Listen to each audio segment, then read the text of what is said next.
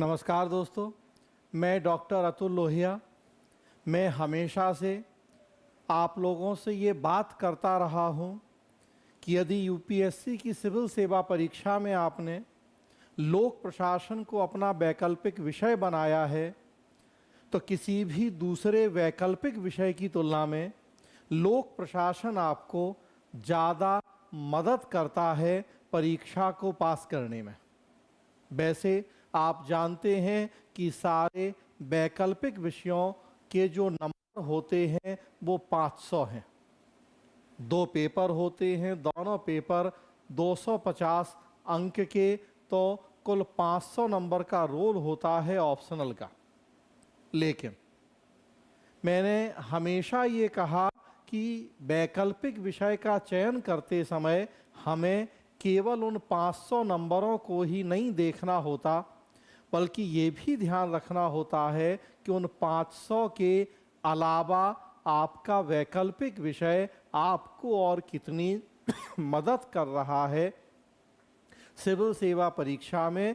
मतलब जो जीएस के 4 पेपर हैं 1000 नंबर के, उनमें आपको आपके वैकल्पिक विषय से कितना सहयोग मिलेगा। जो निबंध का पेपर है 250 का, उसमें कितनी मदद मिलेगी। उसके अलावा प्रीलिम्स है, इंटरव्यू है, क्या वहाँ भी वैकल्पिक विषय आपको कोई मदद करता है।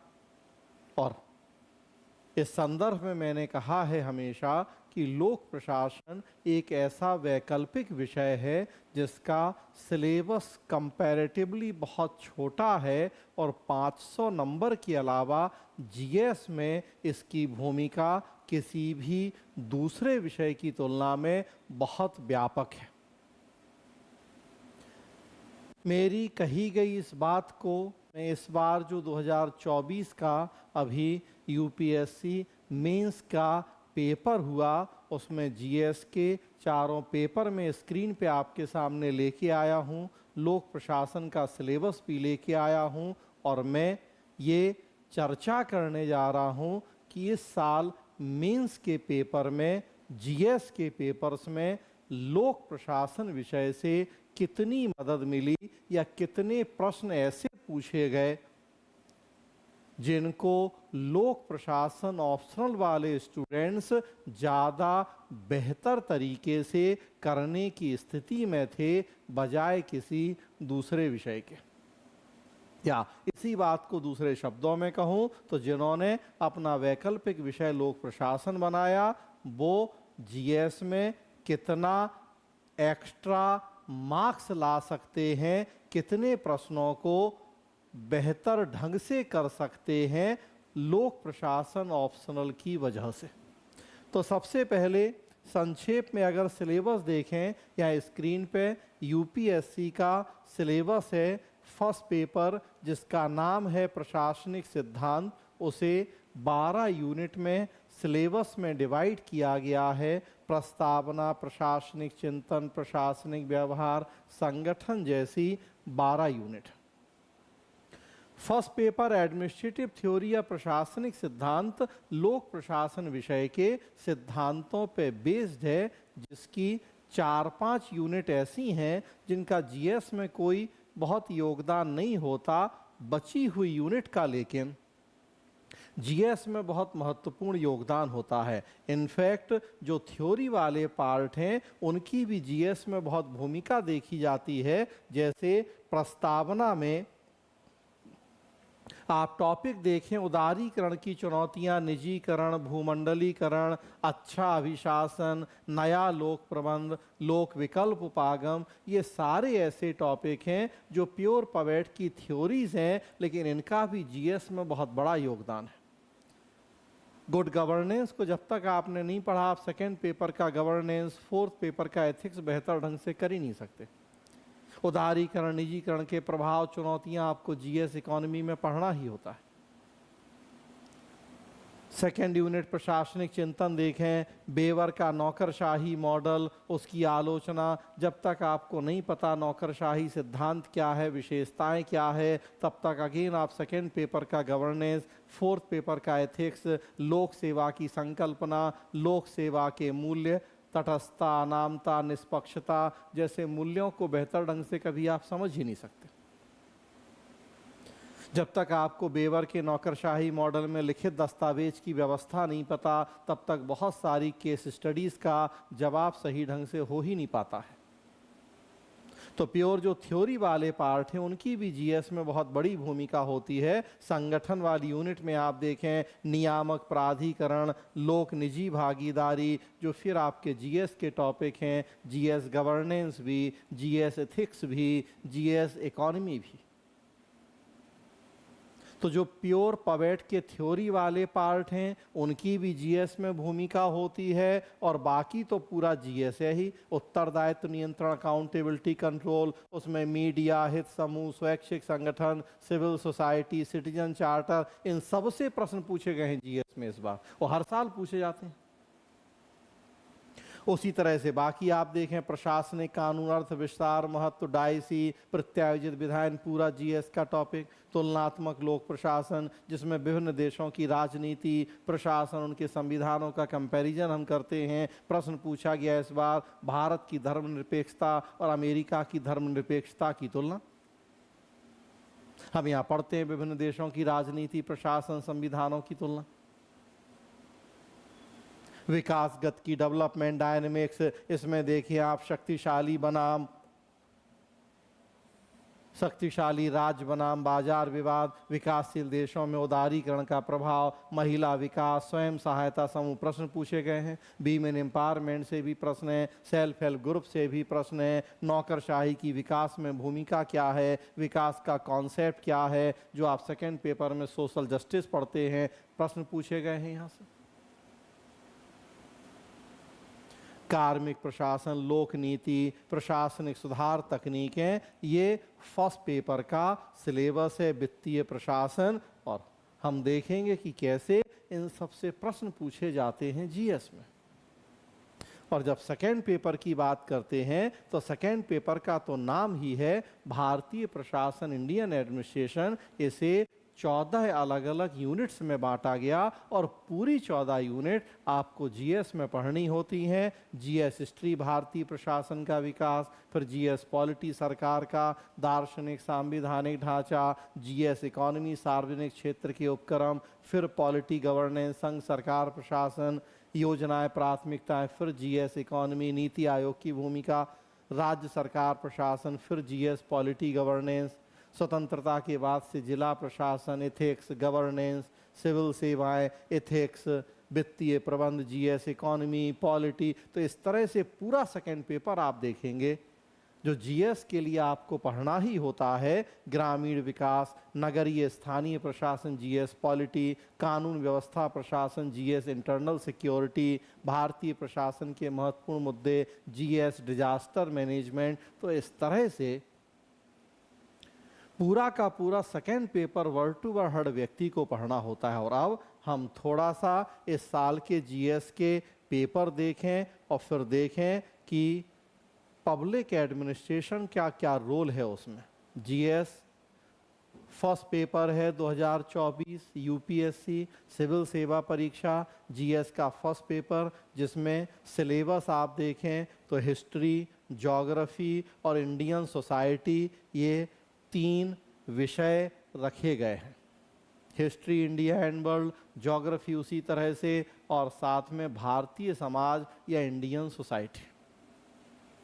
हिस्ट्री और ज्योग्राफी में नो डाउट पब्लिक एडमिनिस्ट्रेशन की बहुत भूमिका नहीं होती जीएस फर्स्ट पेपर के संदर्भ में, लेकिन जो इंडियन सोसाइटी या भारतीय समाज वाला विषय है उसमें पब्लिक एडमिनिस्ट्रेशन से बहुत मदद मिलती है, क्योंकि हम पब्लिक एडमिनिस्ट्रेशन में वेलफेयर एडमिनिस्ट्रेशन पढ़ते रहे हैं या कल्याण प्रशासन, महिला विकास, स्वयं सहायता समूह, विकास और नौकरशाही, एनजीओ की भूमिका विकास में, ये सारे टॉपिक हम पढ़ते हैं पब्लिक एडमिनिस्ट्रेशन में। और वहाँ से जुड़े हुए प्रश्न फर्स्ट पेपर इंडियन सोसाइटी में भी पूछे गए हैं, पूछे जाते रहे हैं, और सेकेंड पेपर सोशल जस्टिस या सामाजिक न्याय में भी उनसे जुड़े प्रश्न हमें मिलते हैं। तो देखें फर्स्ट सेकेंड ये तो की हिस्ट्री के टॉपिक हैं, इनमें पब्लिक एडमिनिस्ट्रेशन का कोई रोल नहीं है।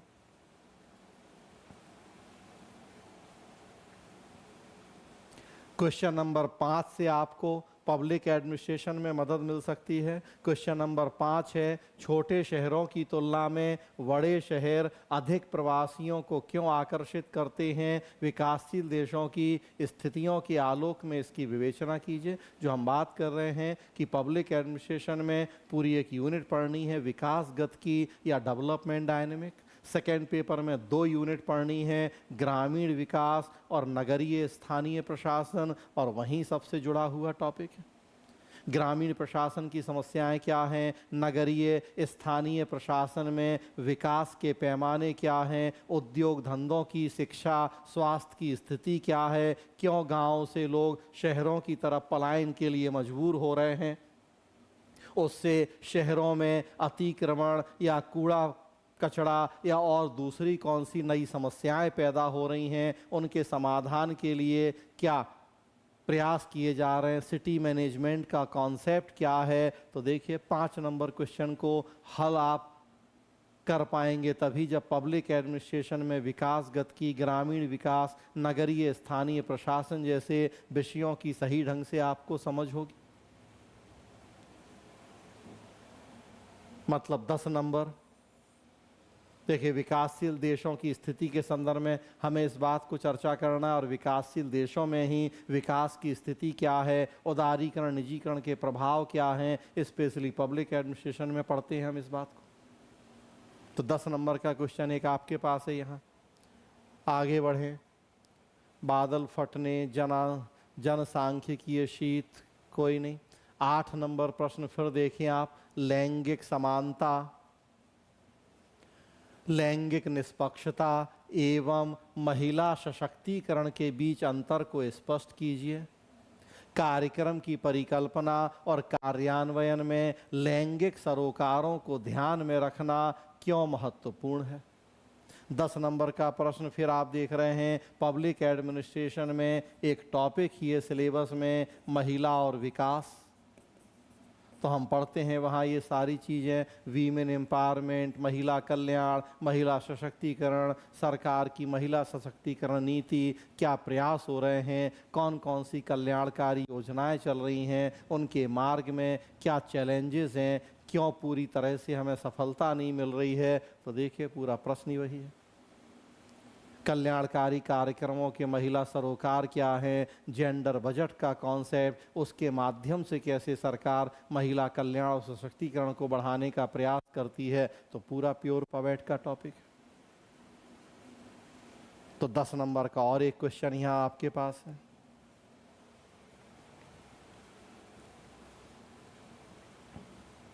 समान सामाजिक आर्थिक पक्ष, अंतर्जातीय विवाह नहीं। 10 नंबर प्रश्न फिर देखिए, तीसरा प्रश्न है, विकास के सामाजिक आर्थिक मुद्दों से निपटने में सरकार, गैर सरकारी संगठनों एवं निजी क्षेत्रों के बीच किस प्रकार का सहयोग सर्वाधिक उपयोगी होगा? प्योर पवेट का टॉपिक है।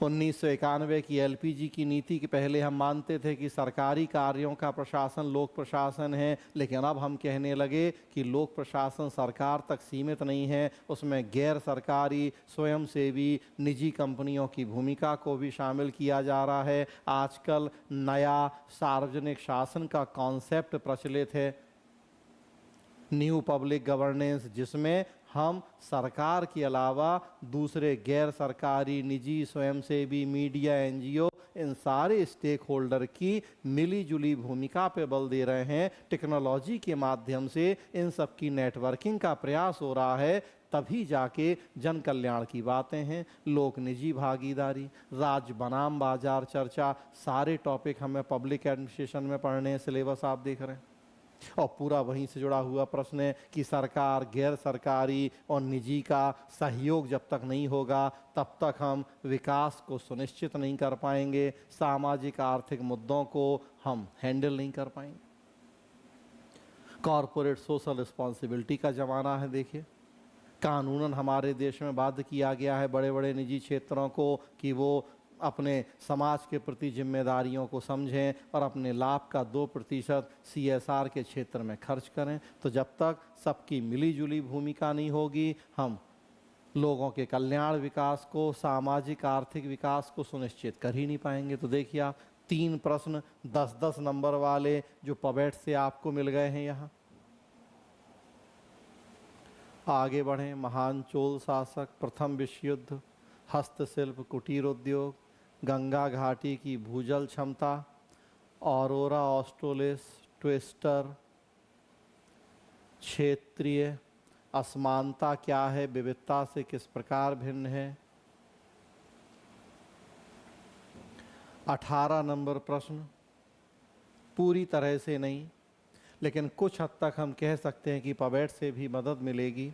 समानता और सामाजिक न्याय की व्यापक नीतियों के बावजूद अभी तक वंचित वर्गों को संविधान द्वारा परिकल्पित सकारात्मक कार्रवाई का पूरा लाभ नहीं मिल रहा है। टिप्पणी कीजिए। सर्वोच्च न्यायालय ने अनुसूचित जाति जनजाति के उपवर्गीकरण पर चर्चा की और वहां से प्रभावित होकर यूपीएससी ने प्रश्न पूछ लिया कि हमने समाज के पिछड़े वर्गों के लिए सकारात्मक कार्रवाई का प्रावधान किया, संविधान लागू होने से लेकर अभी तक 75 साल हो गए, उसके बाद भी वंचित वर्गों को पूरा लाभ नहीं मिला है।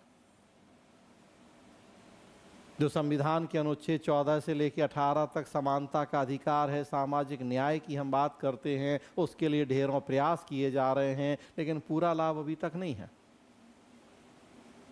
तो ये कल्याण प्रशासन, वेलफेयर एडमिनिस्ट्रेशन, लोक प्रशासन का भी मुद्दा रहा है। जीएस पॉलिटी से जुड़ी हुई चीज़ें भी हैं और यह इंडियन सोसाइटी में पूछा गया है। तो ये देखिए पबेट से आप हल कर सकते हैं।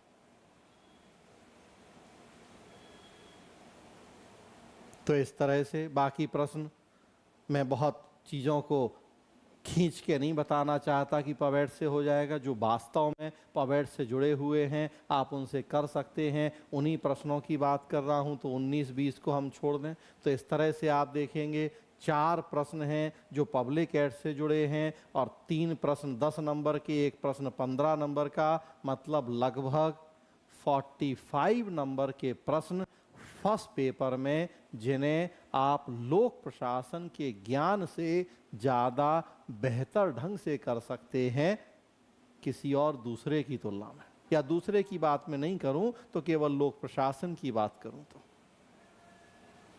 Second paper GS paper second, वास्तव में आप देखेंगे तो लोक प्रशासन की जब हम जीएस में भूमिका की बात करते हैं तो उसमें मूल रूप से जीएस का paper second polity, constitution, governance और जीएस का पेपर 4 एथिक्स, इंटीग्रिटी ही ऐसे हैं जिनमें लोक प्रशासन की भूमिका सबसे महत्वपूर्ण है। लेकिन फर्स्ट पेपर में भी हम देख रहे हैं कि 45 नंबर के प्रश्न हमें लोक प्रशासन से मिल गए हैं। सेकेंड, फोर्थ पेपर में तो मिलने ही हैं। थर्ड पेपर में भी डिजास्टर मैनेजमेंट, इंटरनल सिक्योरिटी और जीएस इकोनॉमी में बड़ी भूमिका है लोक प्रशासन की। अब हम एक एक प्रश्न के संदर्भ में देख रहे हैं वो भूमिका। तो जीएस सेकेंड पेपर में सबसे ज़्यादा भूमिका लोक प्रशासन की। क्वेश्चन नंबर 1 है, विभिन्न समितियों द्वारा सुझाए गए एवं एक राष्ट्र एक चुनाव के विशेष संदर्भ में चुनाव सुधारों की आवश्यकता का परीक्षण करें। हम लोक प्रशासन में लॉ एंड ऑर्डर वाली यूनिट पढ़ते हैं, उसमें राजनीति और प्रशासन का अपराधीकरण पढ़ते हैं और उसमें चुनाव सुधार पढ़ते हैं। तो वहीं से देखिए जुड़ा हुआ प्रश्न है। उसके अलावा देखें तो हम लोक प्रशासन में विभिन्न आयोग और समितियां पढ़ते हैं, उसमें चुनाव आयोग, वित्त आयोग, महिला आयोग, नीति आयोग, ऐसे ढेरों आयोग समितियां पढ़ते हैं। उनके क्या काम, क्या भूमिका है वो पढ़ते हैं। तो जब चुनाव आयोग पढ़ते हैं तो वहाँ भी चुनाव सुधार, इलेक्शन रिफॉर्म्स का मुद्दा है और वहीं से जुड़ा हुआ प्रश्न है आजकल का एक सबसे चर्चित मुद्दा, वन नेशन वन इलेक्शन। दूसरा प्रश्न देखें, लोक अदालत तथा मध्यस्थता अभिकरण की व्याख्या कीजिए और उनमें अंतर स्पष्ट कीजिए। फर्स्ट पेपर में एक यूनिट है अकाउंटेबिलिटी कंट्रोल, उत्तरदायित्व नियंत्रण। उसमें हम पढ़ते हैं प्रशासन के ऊपर विधायी, कार्यकारी, न्यायिक नियंत्रण। न्यायिक नियंत्रण की जो कमियां हैं उन्हें दूर करने के उपाय, और ये 2 महत्वपूर्ण उपाय हैं, लोक अदालत और मध्यस्थता अभिकरण, जो वहां हम पढ़ते हैं। सेकेंड पेपर संघ सरकार प्रशासन में फिर हमें विधायिका, कार्यपालिका, न्यायपालिका सरकार के तीनों अंग पढ़ने हैं, उनके आपस के संबंध पढ़ने हैं। और जब न्यायपालिका पढ़ते हैं तो देखिए उसी का पाठ फिर लोक अदालत और मध्यस्थता अभिकरण। तो दो दो जगहों पे सिलेबस में हम न्यायपालिका की बात करते हैं तो ये टॉपिक पढ़े जाते हैं वहाँ हूबहू। तीसरा प्रश्न है, कैबिनेट प्रणाली के विकास के परिणाम स्वरूप व्यावहारिक रूप से संसदीय सर्वोच्चता हाशिए पर चली गई है, स्पष्ट कीजिए। तो लोकतंत्र, संसदीय और अध्यक्षीय लोकतंत्र, संघात्मक और एकात्मक शासन, पूरा हम सेकेंड पेपर में पढ़ते हैं। सरकार का दार्शनिक संवैधानिक ढांचा, जिसमें हमें संविधान की मूल विशेषताएं भी पढ़नी है, मूल ढांचे की संकल्पना भी पढ़नी है। राष्ट्रपति, प्रधानमंत्री भी पढ़ते हैं, राज्यपाल, मुख्यमंत्री भी। तो संसदीय लोकतंत्र हम जब विस्तार से पढ़ते हैं, कैसे हमारे देश या ब्रिटेन से जो हमने लिया है, तो कैबिनेट प्रणाली या मंत्रिमंडलीय शासन उसका नाम ही है दूसरा, कैसे उसकी भूमिका बढ़ने से संसदीय सर्वोच्चता को ठेस पहुंची है, हूबहू लोक प्रशासन में पढ़ा जाता है।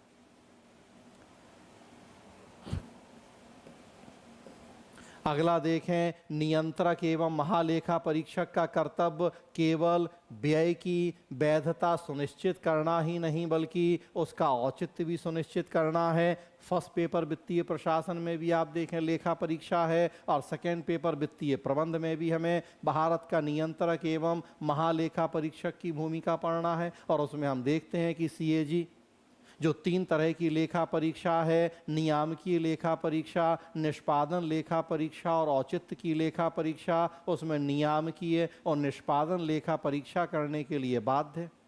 और जो औचित्य की लेखा परीक्षा है वो हमारे देश में उसके विवेक के ऊपर छोड़ा गया है। और वही प्रश्न है कि CAG का कर्तव्य केवल व्यय की वैधता सुनिश्चित करना, मतलब केवल नियामकीय लेखा परीक्षा करना ही नहीं है बल्कि औचित्य की लेखा परीक्षा करना भी है। जो धन खर्च हुआ वो संसद की स्वीकृति के अनुसार हुआ या नहीं, ये भी देखना है CAG को। और साथ साथ ये भी देखना है कि जो व्यय हुआ उसका औचित्य था या नहीं, क्या कम खर्च में भी हम उस काम को कर सकते थे या नहीं। स्थानीय स्तर पर सुशासन प्रदान करने में स्थानीय निकायों की भूमिका का विश्लेषण, पूरा आप देख रहे हैं सेकेंड पेपर में 2 यूनिट हैं, ग्रामीण विकास और दूसरा नगरीय स्थानीय प्रशासन, वहीं से जुड़ा हुआ प्रश्न। सुशासन देख ही रहे हैं फर्स्ट पेपर में सिलेबस फर्स्ट यूनिट में, अच्छा अभिशासन अवधारणा अनुप्रयोग। तो सुशासन से जोड़ते हुए स्थानीय प्रशासन को, और फिर प्रश्न पूछा गया है प्योर पवेट का टॉपिक। आगे बढ़ें आप। 6 नंबर प्रश्न है, कतिपय अत्यावश्यक सार्वजनिक मुद्दों से संबंधित होने के कारण सार्वजनिक चैरिटेबल ट्रस्टों में भारत के विकास को अधिक समावेशी बनाने का सामर्थ्य है। सार्वजनिक चैरिटेबल ट्रस्ट, और आप देखिए फर्स्ट पेपर की उत्तरदायित्व नियंत्रण वाली यूनिट में हमें गैर सरकारी संगठन, स्वयंसेवी संगठनों की भूमिका पढ़नी है, और उसी का पार्ट है सार्वजनिक चैरिटेबल ट्रस्ट। तो विकास में उनकी भूमिका, मैंने बताया कि LPG के बाद अब हम केवल सरकारी कामों तक सीमित नहीं रह गए हैं लोक प्रशासन में, हमने गैर सरकारी स्वयंसेवी की भूमिका को शामिल किया है। और वहीं से जुड़ा हुआ प्रश्न, तो देखिए 6 प्रश्न पूरे प्योर पवेट से मिले आपको। 7 नंबर पर निर्धनता कुपोषण, ये हम पवेट में नहीं पढ़ते हैं, ईमानदारी की बात है। 8 नंबर प्रश्न फिर देखें आप, 7 को छोड़ दें यहाँ। 8 नंबर प्रश्न फिर प्योर पवेट, प्रजातांत्रिक शासन का सिद्धांत यह अनिवार्य करता है कि लोक सेवकों की सत्यनिष्ठा और प्रतिबद्धता के प्रति लोक धारणा पूर्णतः सकारात्मक बनी रहे। प्योर पवेट पूरी एक यूनिट है सेकेंड पेपर में, सिविल सेवाएं। सिविल सेवा के मूल्य हम पढ़ते हैं, प्रशासन में सत्यनिष्ठा का मूल्य पढ़ते हैं, भ्रष्टाचार की समस्या पढ़ते हैं, लोकतंत्र पढ़ रहे हैं, संसदीय अध्यक्षीय लोकतंत्र पढ़ रहे हैं। तो कैसे एक लोकतांत्रिक देश में हमें लोक सेवाओं में सत्यनिष्ठा और प्रतिबद्धता की जरूरत है। प्योर पवेट का टॉपिक जो यहाँ गवर्नेंस का पार्ट है, तो गवर्नेंस का तो मतलब ही है पब्लिक एडमिनिस्ट्रेशन। तो 8 नंबर प्रश्न, 9 और 10 नंबर प्रश्न IR के हैं जिनकी पवेट में कोई भूमिका नहीं है। तो इस तरह से आप देखें कि 10 नंबर वाले 7 प्रश्न पूछे गए हैं प्योर पवेट से, मतलब 70 नंबर। और अब बाकी 10 प्रश्न देखें जो 15 नंबर वाले हैं, उसमें क्या स्थिति है। 11 नंबर प्रश्न, अभी हाल में पारित तथा लागू किए गए लोक परीक्षा अनुचित साधनों की रोकथाम अधिनियम 2024 के लक्ष्य और उद्देश्य क्या हैं। तो हमें कार्मिक प्रशासन में एक यूनिट पढ़नी है, भर्ती या रिक्रूटमेंट, भर्ती की प्रक्रिया पद्धतियां। सेकेंड पेपर में लोक सेवाओं की भूमिका और वहीं से जुड़ा हुआ प्रश्न है। उसके अलावा हम पब्लिक पॉलिसी, लोक नीति पढ़ते हैं, तो वहाँ भी सरकार की जो प्रमुख नीतियां हैं, प्रमुख सरकार के कानून अधिनियम हैं, उनकी चर्चा होती है। तो करंट बेस्ड टॉपिक है लोक परीक्षा अधिनियम। जो आजकल हम देख रहे हैं कि परीक्षाओं में नकल एक बहुत गंभीर समस्या हो गई है, तो प्योर पवेड में भर्ती और भर्ती की पूरी प्रक्रिया हम पढ़ते हैं। भारत में भर्ती कैसे होती है, भर्ती की प्रक्रिया क्या है, उसके चरण क्या है, और उसी में परीक्षा प्रणाली भारतीय भर्ती प्रणाली का एक महत्वपूर्ण चरण है। उसी की शुचिता को सुनिश्चित करने के लिए ये कानून बनाया सरकार ने, प्योर पवेड का टॉपिक। आगे बढ़े, निस्ता का अधिकार, प्राण दैहिक स्वतंत्रता, ये प्योर पॉलिटी का टॉपिक है, आर्टिकल 21। ईमानदारी से कहा जाए तो ये हम पवेड में नहीं पढ़ते, तो इसको हम छोड़ दें। अगला, केंद्र सरकार ने केंद्र राज्य संबंधों के क्षेत्र में हाल ही में क्या बदलाव किए हैं। संघवाद को मजबूत करने के लिए, केंद्र राज्यों के बीच विश्वास पैदा करने के लिए उपाय सुझाइए। पूरा एज इट इज पवेड का टॉपिक राज्य सरकार और प्रशासन के सिलेबस में लिखा ही है। केंद्र राज्य, विधायी, कार्यकारी, वित्तीय संबंध, तो काफी विस्तार से पढ़ते हैं हम इसे। Centre state relation, traditional relation क्या है, संवैधानिक व्यवस्थाएं क्या हैं और वर्तमान प्रवृत्तियां क्या हैं, कैसे नीति आयोग हो चाहे जीएसटी काउंसिल की भूमिका आज हमें देखने को मिल रही है, कैसे केंद्र का विभिन्न राज्यों से टकराव हो रहा है, चाहे बंगाल हो चाहे पंजाब हो, कैसे राज्यपाल और मुख्यमंत्री के आपस के टकराव देखने को मिल रहे हैं, फिर चाहे बंगाल हो चाहे केरल हो चाहे तमिलनाडु हो। तो प्योर पवेड का टॉपिक है केंद्र राज्य संबंध। आगे बढ़ें, भारत में जनहित याचिकाओं के बढ़ने के कारण स्पष्ट कीजिए। तो फिर जैसा मैंने बताया, फर्स्ट पेपर उत्तरदायित्व नियंत्रण में हम प्रशासन के ऊपर न्यायपालिका का नियंत्रण पढ़ते हैं, उसकी कमियां दूर करने के उपाय पढ़ते हैं। एक उपाय PIL जनहित याचिकाएं हैं जो PN भगवती के समय शुरू हुई, तो प्योर पवेड। सेकेंड पेपर में भी न्यायपालिका हमें पढ़ना है, संघ सरकार एवं प्रशासन। और आगे बढ़े, भारत की एक धर्मनिरपेक्ष राज्य के रूप में विवेचना और अमेरिकी संविधान के धर्मनिरपेक्ष सिद्धांतों से तुलना। तो जैसा हम तुलनात्मक लोक प्रशासन में देख रहे हैं, भारतीय संविधान, राजनीति, प्रशासन की कुछ दूसरे प्रमुख देशों से तुलना, तो वहां ये पढ़ा जाता है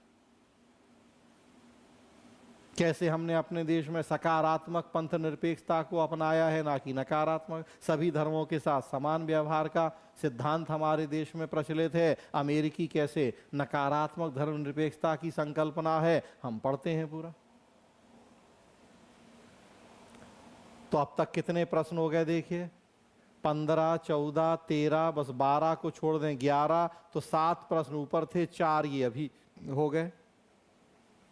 आगे बढ़ें, 16 नंबर प्रश्न प्योर पवेड गवर्नेंस का ही टॉपिक है। नागरिक केंद्रित प्रशासन को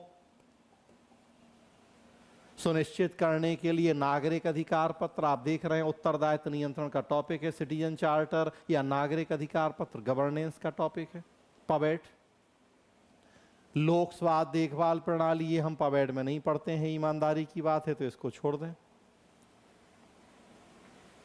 ई गवर्नेंस फिर प्योर पवेड। 18 नंबर क्वेश्चन, प्रशासनिक सुधार तकनीकें वाली यूनिट देखें फर्स्ट पेपर में, उसमें सिलेबस में है प्रशासन में सूचना प्रौद्योगिकी का प्रयोग, ई गवर्नेंस। ये आपके GS गवर्नेंस में भी सिलेबस में है, और वही ई गवर्नेंस का प्रश्न है। ई गवर्नेंस सेवा प्रदायगी की प्रक्रिया में डिजिटल प्रौद्योगिकी का रूटीन कामों में अनुप्रयोग मात्र ही नहीं है, उसका मॉडल पूछा गया है, तो प्योर पवेड।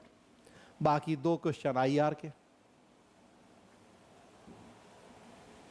बल्कि जो 19 नंबर प्रश्न देखिए आप, आतंकवाद से जुड़ा है। और सेकेंड पेपर में जब हम लॉ एंड ऑर्डर एडमिनिस्ट्रेशन पढ़ते हैं, लोक प्रशासन में कानून और व्यवस्था का प्रशासन, तो उसमें आतंकवाद, नक्सलवाद, संगठित अपराध, इनको रोकने में विभिन्न संस्थाओं की भूमिका ये पढ़ते हैं। तो उस लिहाज से आप देखिए 19 नंबर प्रश्न भी पबैट के लॉ एंड ऑर्डर वाली यूनिट से जुड़ा हुआ है। और लास्ट 20 है जिसे पबैट से मतलब नहीं है, मालदीव के साथ संबंध। तो इस तरह से देखें 19, 18, 2, 16, 3, 15, 4, 14, 5, 13, 6 और 11, 7। 7 प्रश्न 15 नंबर वाले जो पब्लिक एडमिनिस्ट्रेशन से, और 7 प्रश्न 10 नंबर वाले। मतलब देखिए आप कि 70 नंबर जो 10-10 नंबर वाले प्रश्न हैं, और 105 नंबर जो 15-15 नंबर वाले प्रश्न हैं, और 45 हो गया फर्स्ट पेपर। तो अभी कितना हो गया? 220 नंबर के प्रश्न हैं फर्स्ट और सेकंड दो पेपर में। मतलब ऑलमोस्ट एक पेपर जो 250 नंबर का है। तो देखिए 500 में से अभी 220 नंबर के प्रश्न जीएस में जो पब्लिक एडमिनिस्ट्रेशन से पूछे गए हैं। आगे बढ़ते हैं। Third paper, GS third paper, जिसमें economy, science technology, disaster management और इंटरनल सिक्योरिटी, एनवायरनमेंट, इकोलॉजी, ये 5 विषय आप पढ़ते हैं। अर्थव्यवस्था, विज्ञान प्रौद्योगिकी, पर्यावरण प्रौद्योगिकी, पर्यावरण एवं पारिस्थितिकी, आपदा प्रबंधन और आंतरिक सुरक्षा, ये 5 विषय आप पढ़ते हैं जीएस थर्ड में। इसमें देखें कि लोक प्रशासन की क्या भूमिका है। पहला प्रश्न है, भारत में सुधारों के उपरांत की अवधि में सामाजिक सेवाओं पर सार्वजनिक व्यय के स्वरूप एवं प्रवृत्ति का परीक्षण कीजिए। किस सीमा तक यह समावेशी समृद्धि के उद्देश्य को प्राप्त करने के अनुरूप है। तो सार्वजनिक व्यय के स्वरूप और प्रवृत्ति का परीक्षण करना है हमें पोस्ट रिफॉर्म पीरियड, मतलब आफ्टर एलपीजी। आप देखिए सेकेंड पेपर में जो वित्तीय प्रबंध फिनेंशियल मैनेजमेंट वाली यूनिट है, और फर्स्ट पेपर में वित्तीय प्रशासन फिनेंशियल एडमिनिस्ट्रेशन, हम उसमें पढ़ेंगे सरकार की राजकोषीय नीति, मौद्रिक नीति, संसाधन संग्रहण जिसमें कर और गैर कर स्रोत, सार्वजनिक ऋण, डेफिसिट फिनांसिंग या हीनार्थ प्रबंधन, और इस सबके ऊपर एलपीजी की नीतियों का प्रभाव। राजकोषीय नीति में फिर सार्वजनिक आय, सार्वजनिक व्यय और घाटा दूर करने के उपाय। तो जो सार्वजनिक व्यय है ये बेसिकली राजकोषीय नीति का पार्ट है, और राजकोषीय नीति जीएस इकोनॉमी के साथ साथ लोक प्रशासन के सिलेबस में भी लिखा हुआ है, और उसके ऊपर एलपीजी का प्रभाव। तो पूरा पबैट से हम इस प्रश्न को हल कर पा रहे हैं। अगला देखिए, भारत में निरंतर उच्च खाद्य मुद्रास्फीति पबैट से मतलब नहीं है। तीसरा है, देश के कुछ भागों में भूमि सुधार, हमें पब्लिक एडमिनिस्ट्रेशन से मतलब नहीं है इसमें। भारत में स्वास्थ्य एवं पोषण पब्लिक एड से मतलब नहीं है।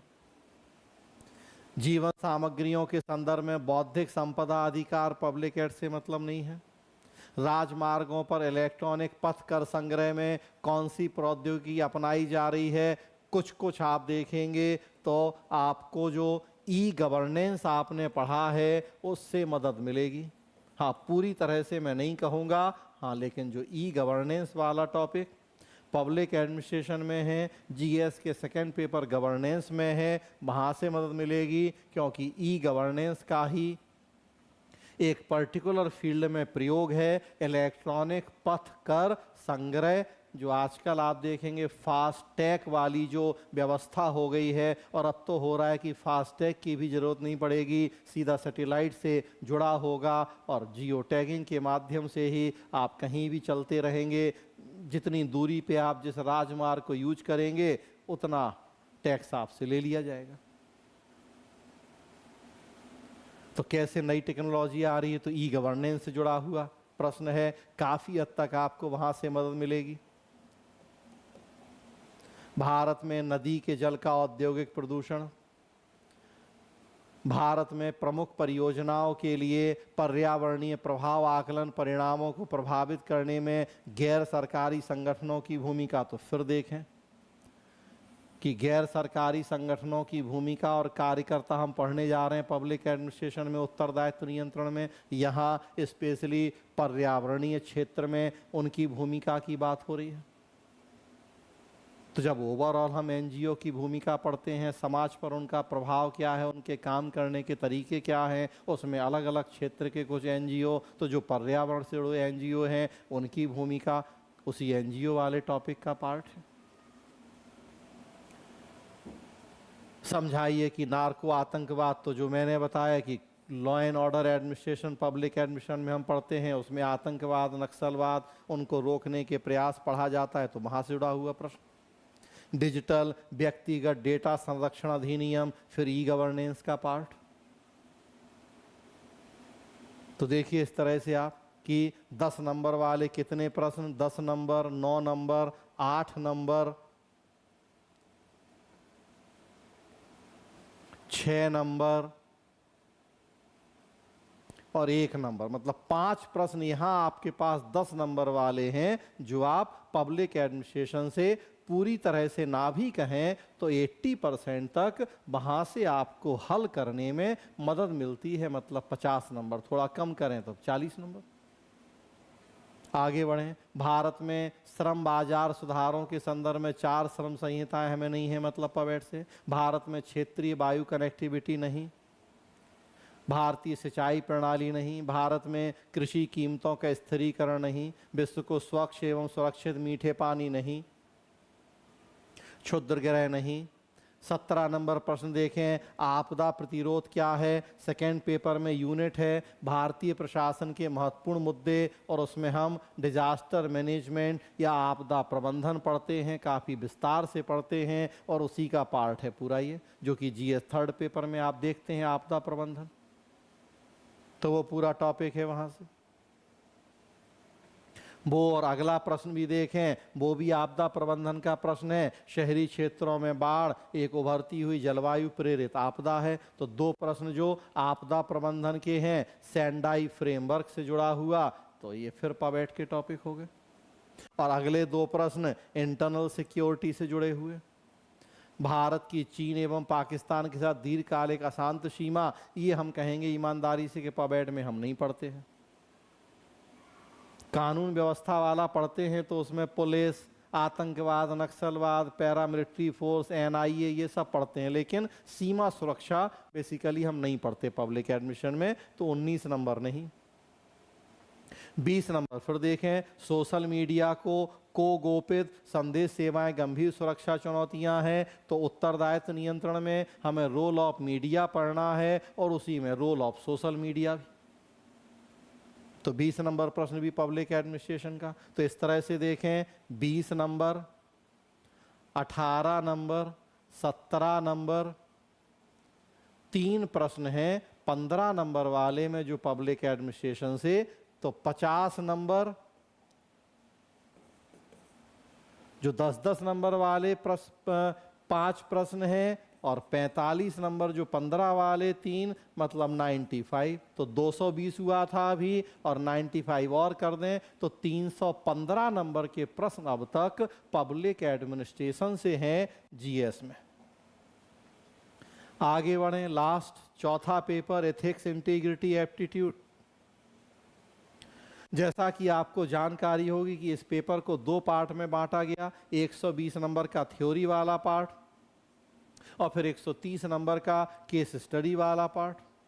जो थ्योरी वाला पार्ट है 40 नंबर का फिलॉसफी, 40 नंबर का साइकोलॉजी और 40 नंबर का पब्लिक एडमिनिस्ट्रेशन पूछा जाता है। तो 40 नंबर का तो पब्लिक एड है ही, लेकिन वास्तव में जब आप पेपर उठा के देखेंगे तो फिलॉसफी और साइकोलॉजी बहुत कम होता है, या फिलॉसफी साइकोलॉजी के जो प्रश्न होते हैं उनमें बहुत डेप्थ नॉलेज की ज़रूरत नहीं होती, वो कॉमन सेंस पे बेस्ड प्रश्न होते हैं।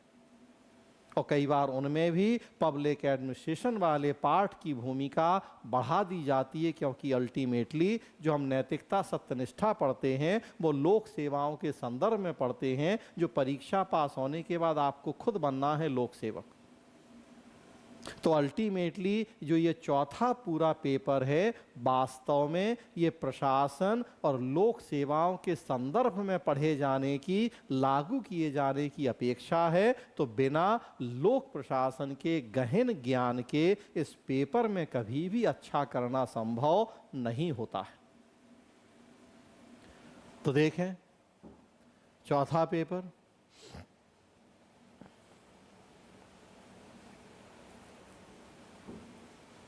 प्रशासनिक तर्कसंगत निर्णय लेने के लिए इनपुट के एक विश्वसनीय स्रोत के रूप में कृत्रिम बुद्धिमत्ता एआई। तो फिर जब हम ई गवर्नेंस पढ़ते हैं, आजकल उसी का प्रयोग आर्टिफिशियल इंटेलिजेंस है। ई गवर्नेंस नहीं होता तो एआई कहाँ से होता? प्रशासन में अगर सूचना प्रौद्योगिकी का प्रयोग नहीं बढ़ता तो एआई का प्रयोग कहाँ से होता?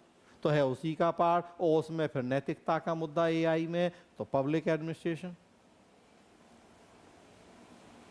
दूसरा, नैतिकता में कई प्रमुख आयाम हैं, तो हमें सिविल सेवा मूल्य पढ़ना है। प्रशासनिक नीति शास्त्र या एडमिनिस्ट्रेटिव इथिक्स एक टॉपिक ही है लोक प्रशासन के।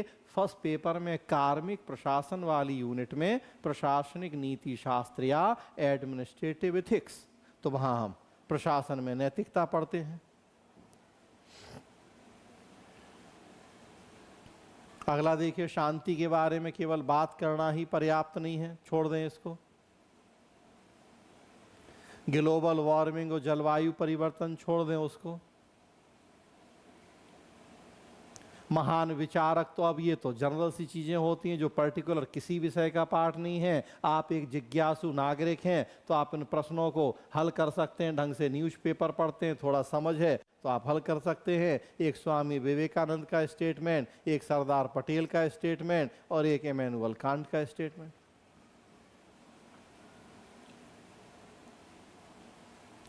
आगे बढ़े, न्यायपूर्ण और अन्यायपूर्ण की अवधारणा प्रासंगिक है। एक साल पहले जो न्यायपूर्ण था आज के संदर्भ में वह अन्यायपूर्ण हो सकता है। तो नैतिकता का ही जो एक लक्षण है कि वो परिस्थिति सापेक्ष होता है। किसी के लिए जो सही हो दूसरे के लिए वो सही हो जरूरी नहीं है। जो आज हमारे लिए सही हो वो कुछ समय बाद सही हो जरूरी नहीं है। लिविंग रिलेशनशिप को, समलैंगिकता को कभी हमारे समाज में सही नहीं माना जाता था, लेकिन अब समय के साथ सोच बदल रही है, समाज की भी, न्यायालय की भी, और अब धीरे धीरे उन्हें मान्यता मिल रही है। तो कब कौन सी चीज़ न्यायपूर्ण होगी, कब अन्यायपूर्ण, एक ओवरऑल सामान्य समझ के बेस का प्रश्न है वही नैतिकता का मुद्दा।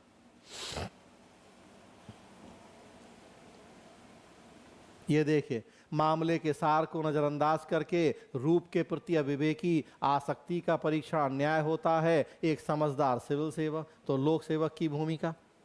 आचार संहिता और नैतिक संहिता लोक प्रशासन के मार्गदर्शन के स्रोत हैं। प्योर पवेट कार्मिक प्रशासन के सिलेबस में ही है।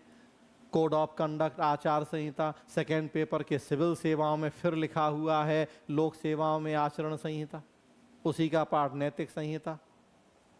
नए कानून, भारतीय न्याय संहिता वगैरह, फिर पॉलिटी का टॉपिक, पवेट का टॉपिक। फिर देखें, भारतीय संस्कृति मूल्य प्रणाली में लैंगिक अस्मिता के बावजूद समान अवसर, महिला लोक सेवकों के समक्ष आने वाली चुनौतियां, तो फिर लोक सेवाओं का पार्ट, लोक प्रशासन का हिस्सा। मिशन कर्मयोगी, कार्मिक प्रशासन में हम प्रशिक्षण पढ़ते हैं, ट्रेनिंग, और उसी के लिए सरकार ने जो मिशन कर्मयोगी शुरू किया है, क्षमता निर्माण आयोग बना है, तो वहाँ से जुड़ा हुआ प्रश्न मिशन कर्मयोगी। और फिर ये केस स्टडी। तो आप देखिए, जो थ्योरी वाला पार्ट है, हम अगर कम से कम भी रखें तो 120 में से लगभग 60 नंबर के प्रश्न कम से कम जो कि पब्लिक एडमिनिस्ट्रेशन से जुड़े हैं, और वास्तव में तो ज़्यादा। एक ये बी है 10 नंबर का, ए है 10 नंबर का, तो 10 नंबर के दोनों प्रश्न मतलब 6 नंबर के दोनों प्रश्न मतलब 20 नंबर हो गए। और इसी तरह से कैलकुलेट करें, 5 के दोनों प्रश्न देखिए पब्लिक एडमिनिस्ट्रेशन वाले हो गए। तो इस तरह से कैलकुलेट करें 3 के दोनों प्रश्न पब्लिक एडमिनिस्ट्रेशन, सॉरी 4 के दोनों प्रश्न पब्लिक एड वाले हो गए। 3 को छोड़ दें यहाँ, 2 को छोड़ दें यहाँ, और 1 के दोनों प्रश्न। तो देखिए 4 के दोनों पार मतलब 80 नंबर के प्रश्न ऐसे हैं जो पब्लिक एडमिनिस्ट्रेशन से जुड़े हुए हैं। 80 नंबर थ्योरी में। कोई आपको दिख रहा है इसमें फिलॉसफी का डेप्थ, कोई बहुत गहराई से अध्ययन की जरूरत है फिलॉसफी के। साइकोलॉजी दिख रहा है कुछ आपको जिसमें बहुत डेप्थ साइकोलॉजी के नॉलेज की जरूरत हो। लेकिन लोक प्रशासन देख लीजिए आप, बिना लोक प्रशासन की समझ के आप कभी भी इन प्रश्नों को बेहतर ढंग से नहीं कर पाएंगे। और जो केस स्टडी वाला पार्ट है, वास्तव में केस स्टडी किसी पर्टिकुलर विषय से नहीं होती हैं, लेकिन जैसा मैंने कहा आप जानते भी हैं कि केस स्टडी में एक सिविल सेवक की भूमिका को केंद्र बिंदु मानते हुए एक कोई समस्या दी जाती है, उसके सही समाधान की आपसे अपेक्षा की जाती है। तो जब तक आपको सिविल सेवाएं प्रशासनिक व्यवस्था की सही ढंग से समझ नहीं होगी, उससे जुड़े सिद्धांतों की समझ नहीं होगी, तब तक आप कभी भी केस स्टडीज को बेहतर ढंग से सॉल्व नहीं कर सकते। तो मैं ये नहीं कहता कि ये हूबहू केस स्टडी पबेड में पढ़ी जाती हैं, हाँ, लेकिन केस स्टडी को सॉल्व करने के लिए प्रशासन के सिद्धांतों और भूमिका की समझ होना जरूरी है।